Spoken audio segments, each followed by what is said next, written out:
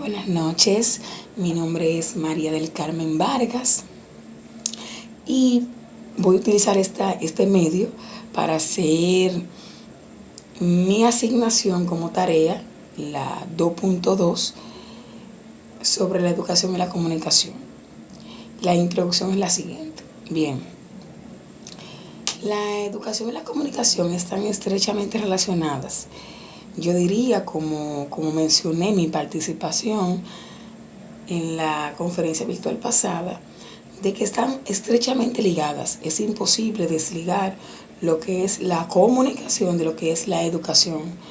Yo entiendo que son directamente proporcionales, es decir, a medida que es eficaz la educación, es eficaz la comunicación y viceversa. Están estrechamente entrelazadas entre sí. Por lo tanto, en esta asignación abordaremos lo que es la educomunicación, los personajes involucrados en la educomunicación, cómo surgió, o sea, su epistemología. También abordaremos lo que es la educación, alfabetización mediática, que es muy importante. De igual manera, los elementos que componen la educación didáctica. Entonces, esos temas son muy importantes para nosotras como estudiantes, en mi caso, de educación inicial, donde tenemos que estar al día con lo que se está desarrollando, donde tenemos que tener conceptos claros y precisos de cómo estudiamos, de cómo enseñamos, de cómo aprenden los estudiantes, de cómo aprendemos nosotros y de cómo se da ese proceso enseñanza-aprendizaje, que es muy importante, que es el punto central de la producción de conocimiento. Por lo tanto, a partir de ahora comienza, vamos a decir, mi exposición. Bien, lo voy a mencionar pregunta por pregunta para que usted sepa los puntos que estoy abordando. La pregunta 1 dice, ¿qué es la educomunicación? Cuando hablamos de educomunicación, hablamos de una conjugación de lo que es la educación y la comunicación. O sea, es un proceso mediante el cual utilizamos medios de comunicación para la enseñanza. Es decir, que este proceso de enseñanza-aprendizaje utiliza medios que facilitan el conocimiento. ¿De dónde se origina la educación, esta educomunicación? Bueno, la educomunicación podemos remontarla de principios casi mediados del siglo XIX. Podemos mencionar conjuntamente con la pregunta de los personajes, las voy a unir porque están estrechamente ligadas. Esta inicia con Freinet, con Celestin Freinet. Este era un educador que tenía problemas de salud, económicos y eso. Entonces, ¿qué pasa? Él tenía una imprenta. Él creó lo que es un periódico escolar.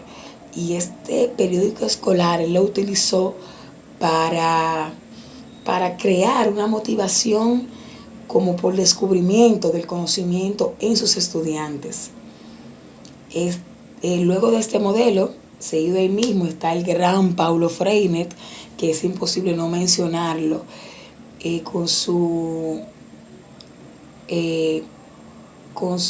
educación liberadora, con su educación para el oprimido, pedagogía del oprimido. Paulo Freire, este gran educador, él denotó varios puntos de que el educando, en vez de ser participante activo, era un ser oprimido, era un ser pasivo, que proceso que no se debería dar en la educación. Entonces comenzó a notar que la educación debería ser liberadora, debería crear una conciencia crítica, que es un punto fundamental en sus escritos. Esa conciencia crítica, esa conciencia analítica, donde utilice los medios que les rodean para darse cuenta de esa realidad que les rodea, donde el educando, donde el estudiante, quien se está educando, puede entender que desde donde está puede haber varios enfoques de un mismo punto, y dependiendo de dónde esté, pues va a tener una visión globalizadora, democrática y autónoma de su conocimiento. Entonces, Paulo Freire fue fundamental en este hecho.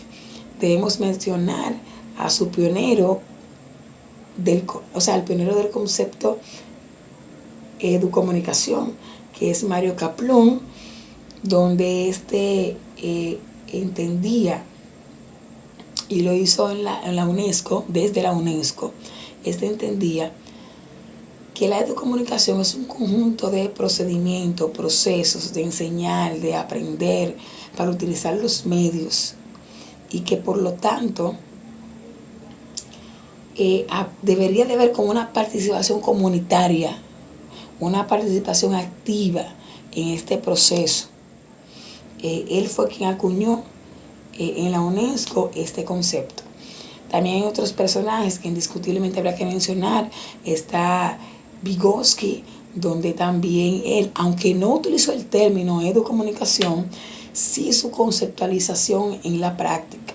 Vygotsky decía que el aprendizaje se da en un contexto histórico-cultural, es decir, que el medio que rodea al estudiante es fundamental para que se dé un aprendizaje. Esto es un ejemplo, yo pondría el ejemplo de que por lo menos, supongamos que estamos dando una clase de arte en Bonao. ¿Qué contexto tienen los estudiantes de Bonao en el área de arte? Bueno, ellos tienen un artista que se llama Cándido Vidó. Entonces, cuando uno utiliza, según Vygotsky, cuando uno utiliza el concepto de histórico-cultural, el contexto histórico-cultural, uno utiliza los recursos que posee el medio para la utilización de que ese estudiante aprenda. Entonces, ¿qué más motivación, por ejemplo, para un estudiante de Bonao que estudiar el arte de acuerdo a un artista que represente la provincia? Eso causa interés, eso causa una motivación que hace que se produzca este aprendizaje, que hace que utilice este medio. También podemos mencionar a Jean Piaget. Hay que mencionarlo porque él habló muchísimo de las etapas del desarrollo, y dentro de las etapas del desarrollo, él dijo que el niño específicamente en sus primeros años aprende del medio que le rodea, aprende utilizando los sentidos, que eso también se basa en la educomunicación. Aprende con los sentidos, mirando, oliendo, tocando, saboreando, palpando, poniéndose en contacto tanto con su medio natural como con su medio social. Por lo tanto, todos esos pioneros fueron fundamentales desde esos años, desde principios de siglo y finales de siglo hasta hoy, son fundamentales para darnos cuenta de que la educomunicación no se viene mencionando ahora, no es un concepto moderno, no es un concepto nuevo, sino es antiguo. Es antiguo porque desde hace tiempo se está provocando esa educación liberadora, democrática, crítica, analítica, libre, ¿verdad? Opinión libre. La siguiente pregunta decía que si consideras que la educomunicación forma parte del aprendizaje divergente y significativo y que justifique. Yo entiendo que definitivamente sí. Y eso es lo que he estado hablando hace unos momentos. Cuando hablamos de educomunicación, es imposible desvincularla de un aprendizaje divergente y significativo. Porque un aprendizaje divergente, un aprendizaje diferente, que tiene opciones, que no es lineal, que no es memorístico necesariamente, sino que es analítico y crítico, como había mencionado. Y un aprendizaje significativo nos referimos a que es un aprendizaje que me va a ser útil a mí en la sociedad, que lo puedo utilizar, que me puede ayudar, que me puede enriquecer, que puedo implementarlo. Por lo tanto, sí considero que la educomunicación forma parte de un aprendizaje divergente porque me ayuda a mí a tener una opción, me ayuda a mí a ser diferente, me ayuda a mí a elegir cómo aprendo, cuándo aprendo y qué aprendo. Al igual que me ayuda a tener ese aprendizaje significativo, porque cuando yo decido qué aprendo, decido qué es lo que necesito. Y aparte, cuando yo decido cómo aprendo, decido utilizar los medios ideales y que están a mi disposición para ese aprendizaje que luego me va a ser útil. Por lo tanto, definitivamente, claro que sí forma parte de ese aprendizaje divergente y de ese aprendizaje significativo, la educomunicación. La siguiente pregunta dice, defina alfabetización mediática o educación mediadora. Bien, la educación mediática o mediadora o alfabetización mediática es la evolución que tuvo la educomunicación, o sea, es lo mismo que educomunicación. Cuando hablamos de esa educación mediática, hablamos de procesos de enseñar, de aprender, de buscar información en base a los medios de comunicación. Es decir, es la forma en la que el individuo aprende a través de los medios de comunicación, a través de la utilización de esos medios de comunicación. Por eso se dice mediadora. Es como cuando hay un puente entre el conocimiento y el individuo. Ese puente es ese medio de comunicación, ¿verdad que sí? Entonces, eso es la educación mediadora, que utiliza medios de comunicación. En este caso, yo estoy utilizando para plasmar el conocimiento que obtuve de esta asignación un celular, ¿verdad? A través de la técnica del video. Entonces, esos son lo que hace la mediación entre el conocimiento que yo tengo y el que usted va a saber que yo tengo por este medio. Esa es la mediación. O sea, que la educación mediadora es sumamente vital. Y la siguiente pregunta va encaminada hacia cómo surge y cómo se origina. Bien, esta educación mediadora, esta parte desde el constructivismo. Sabemos que la teoría constructivista, o sea, las teorías del aprendizaje son dos fundamentales, la del conductismo y la del constructivismo. La del constructivismo, que es la que vamos a abordar, dice que el individuo aprende construyendo su conocimiento, partiendo del aprendizaje previo, o sea, de lo que el individuo sabe de manera social, de lo que ha aprendido del medio que le rodea. Luego viene ese conocimiento más formal, que ya es la escolaridad, donde nosotros debemos saber que cuando tenemos un individuo con un conocimiento previo, que todos lo tienen, luego ese conocimiento lo utilizamos para desarrollarlo, para pulirlo.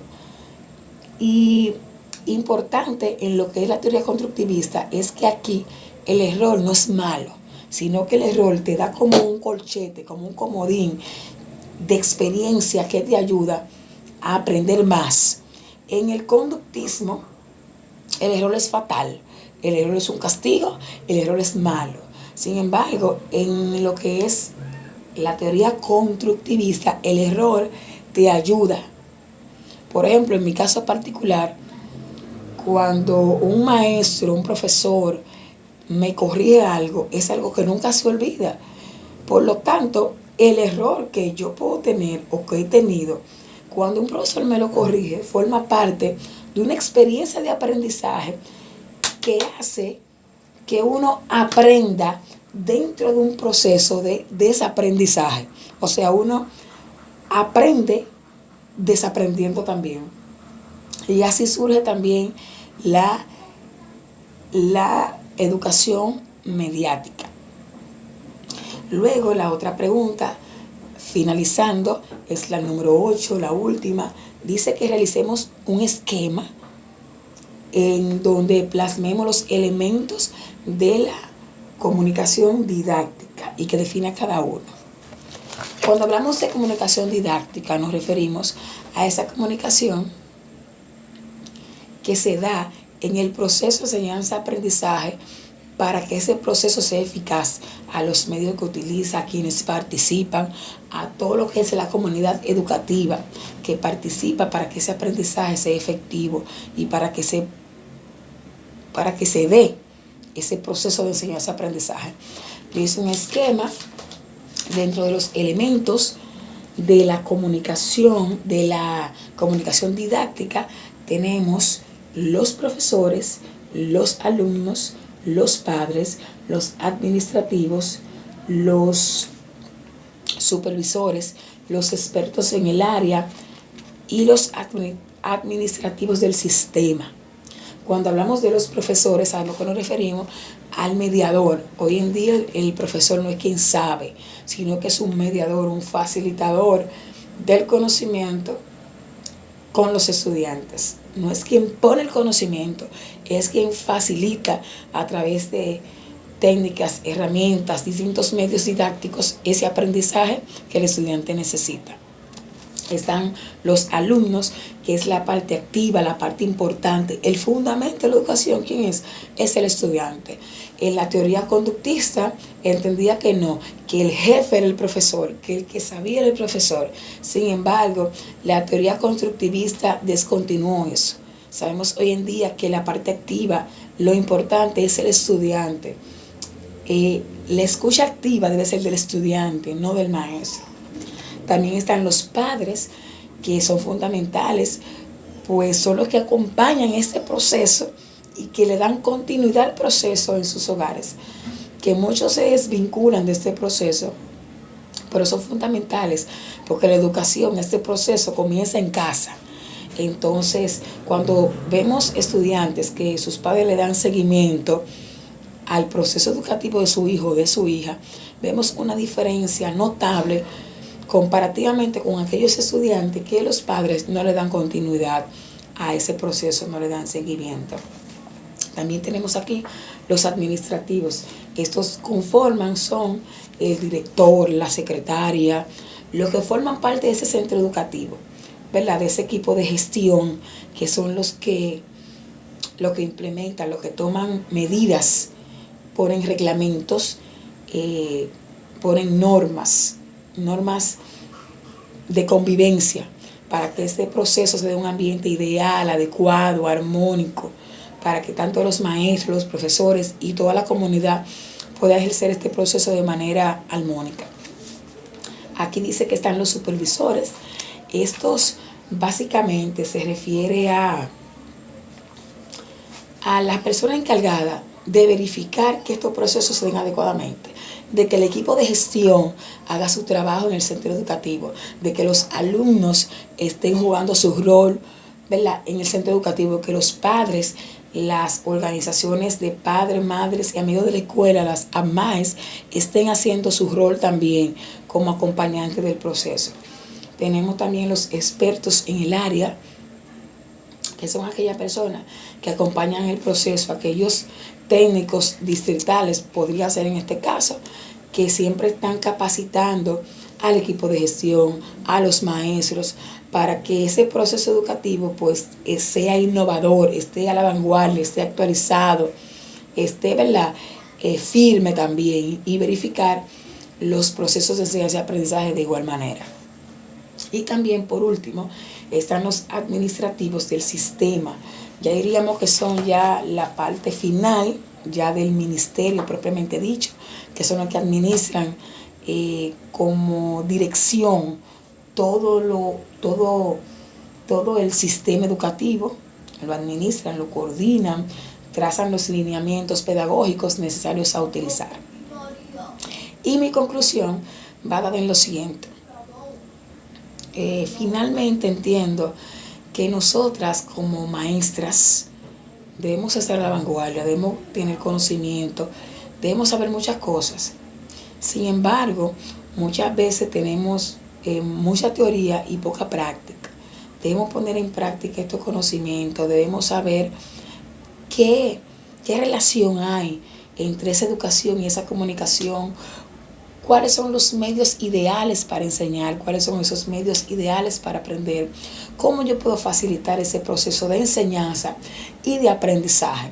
Entendiendo de que lo más importante es el alumno, de que el alumno aprenda, de que él sea el participante, de que sea el activo, de que nosotras como maestras somos facilitadoras, que de igual manera debemos tener conocimiento de esos medios tecnológicos, de esos medios didácticos que nos ayudarán a que ese aprendizaje sea más fácil de asimilar, más fácil de aprender, más fácil de practicar, que sea significativo, que sea divergente, que entendamos que el aprendizaje no es lineal, sino que debemos ser maestras mediadoras, con una enseñanza mediadora, con una educación mediadora, donde lo más importante sea el aprendizaje del alumno. Muchas gracias, profesora. Hasta aquí mi participación. Mi nombre es María del Carmen Vargas, matrícula DA0293. Muchas gracias.